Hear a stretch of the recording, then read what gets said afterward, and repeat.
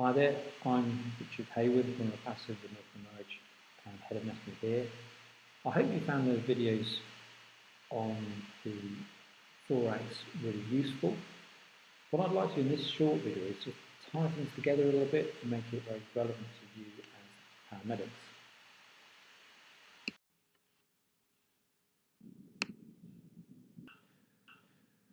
So I'd like us to focus on a little bit of the biomechanics of breathing, then the anatomy of the chest to help you understand the clinical examination of the chest, and lastly some points about chest trauma.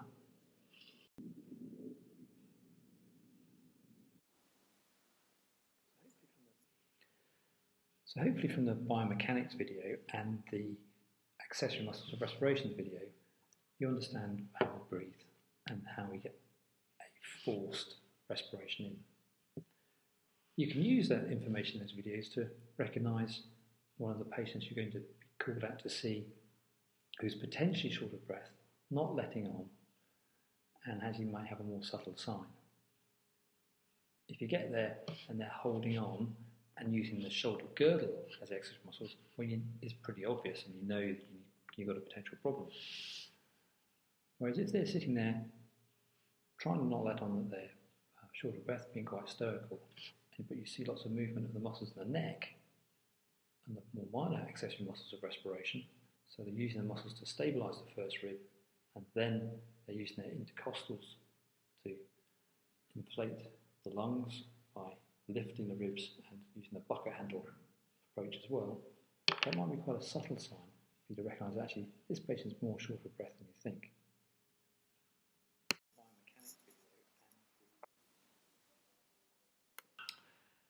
So you've used your anatomical knowledge to identify the patient who's short of breath. How can you use that same knowledge to help the patient breathe? Well, we've seen the diaphragm is crucial in respiration, coming up and down. If you sit the patient up, then the abdominal contents will be taken downwards by gravity, and it offloads the abdominal pressure on the diaphragm, and the patient will find it easy to breathe. We've also seen that those big powerful muscles of the shoulder girdle are used in forced respiration, but we need to stabilise the upper limb first.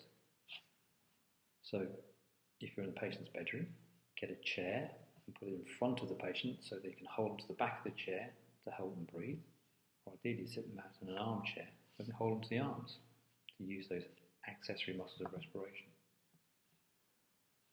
And lastly, we've seen that it's not just the muscles of the chest wall which are involved in breathing, but those of the upper limb and the abdomen. So if the patient's got severe pain in the abdomen, give them analgesia so they can then move the abdomen again.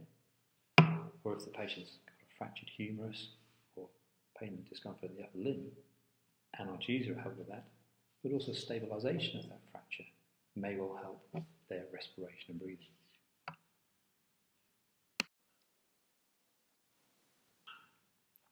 So, anatomical knowledge has helped you identify the patient who's short of breath.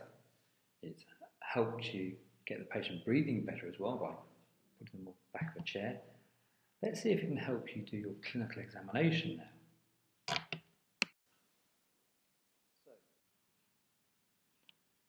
So let's look at the lungs first. You want to know what part of the lung you're listening to on the chest. If we remember, the oblique fissure divides the lung roughly into two. Because it's going obliquely across the chest, you can see that the upper portion will be anterior and the lower portion below the oblique fissure will be posterior. So if you're listening to the front of the chest, you're either listening to the superior middle lobe on the right hand side or the superior lobe on the left hand side. If you're listening to the back of the chest, then you're going to be listening to the lower lobe on either the left or the right.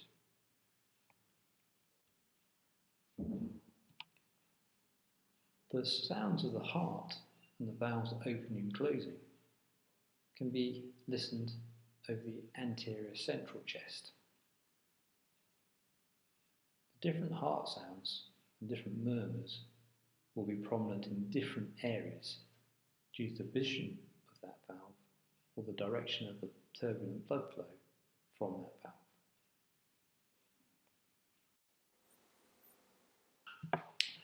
Well, let's now apply that anatomical knowledge from those videos to your management of chest trauma and being called out to a road traffic accident or a stabbing or a shooting.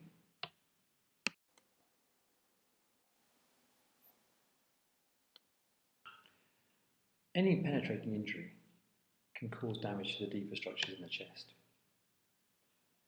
It's important to recognise those patients who might be at risk of catastrophic bleeding. We get that catastrophic bleeding most commonly from either the heart or the great vessels. Both of these sit within the mediastinum. So it's useful to know where they are in relation to any bony landmarks. If we draw two lines down from the mid part of the clavicle, the space between those two lines is the space occupied by the majority of the mediastinum. So any stabbing lacerations seen either on the front or the back within this area has to be associated with a high index of suspicion the patient is at risk of catastrophic bleeding. Stabbing injuries outside of this are more likely to be involving just the lungs, which have a much lower risk of catastrophic bleeding, but should still be taken seriously.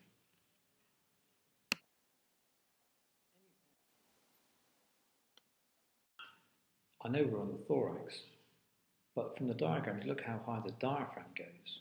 So a penetrating injury through the ribs may still be going into the abdomen, causing bleeding from the liver, spleen, or rupturing any bowel.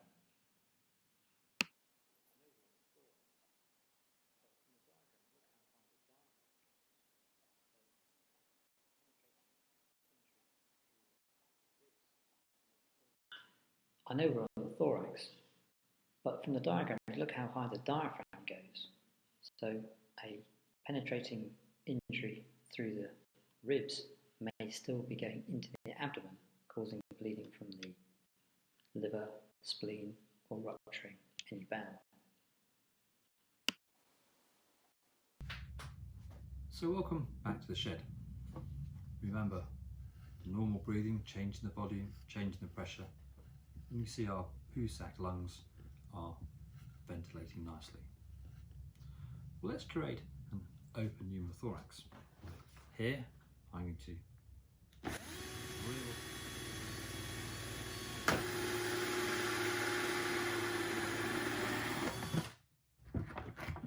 rather maliciously drilled into this person's chest.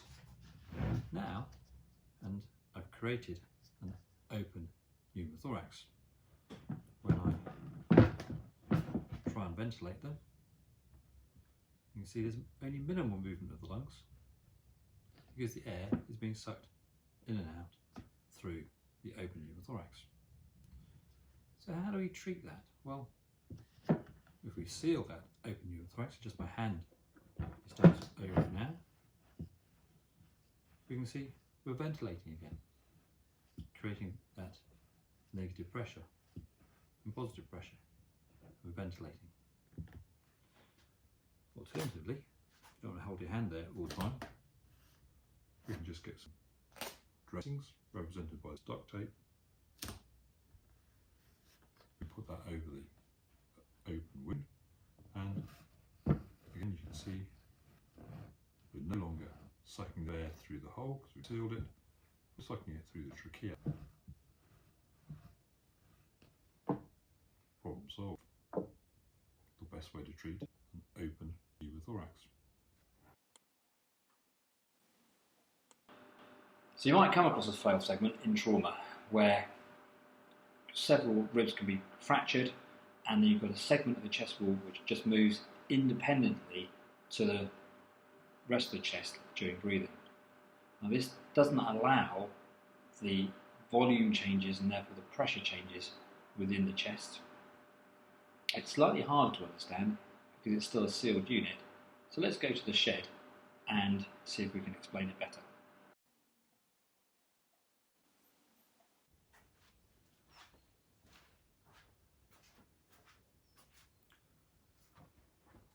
So why should a flail segment cause a patient such great difficulties in breathing? After all, it's still a sealed unit, so it's not sucking air in and out like a open pneumothorax. Well, hopefully this model will explain it. We're representing our flail segment with this flimsy plastic bag, and that's our crushed ribs, which are moving independently to the rest of the chest wall. As the patient is breathing in and out, or attempting to, by changing the volume or trying to change the volume of the chest, you can see how the flail segment is just moving backwards and forwards. So the volume inside the chest is remaining static, therefore there's no change in the pressure, therefore there's no air being drawn into the trachea and into the lungs and out again. You can see here how the lungs themselves, represented by the bag, are moving in a small amount, whereas the chest wall in this flail segment is moving significantly. So how can we treat this as a first aid procedure?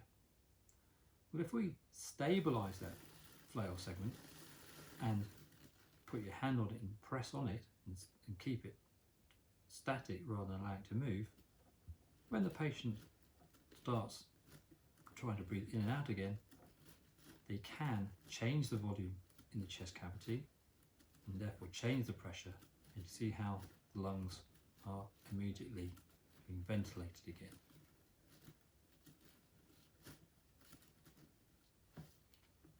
Remove the stabilisation, and all that's moving is the flail segment, minimal movement of the lungs. Stabilise the segment, and the lungs are being ventilated again.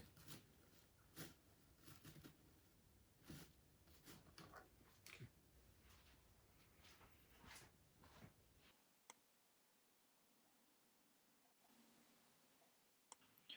So, in summary, remember the layout with the central mediastinum with all the clockwork in, and the lateral lung fields, and the oblique fissures will help you remember what you're listening to where.